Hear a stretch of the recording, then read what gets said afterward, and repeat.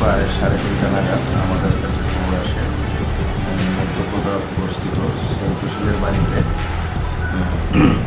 সুমন্ত দাস নামে drugs sell করছে বলে একটা খবর আসে। সেই খবর মোতাবেক আমরা আমাদের এসডিপিও সাহেবের এবং অফিসার এবং সরকার সাথে আরও অন্যান্য স্টাফ সহযোগী ওই জায়গায় আমরা রেড করি এবং হাতে নাতে আমরা ব্রাউন সুগার সাথে 1,70,000 টাকা এবং 2টি মোবাইল ফোন সুন্দর সাথে আমরা পাই সিজ করা পরবর্তী স্টাফ এখন কি তাকে কালকে আবার কোর্টে তুলবেন? তাকে কালকে আমরা স্পেসিফিক কেসে কোর্টে তুলব।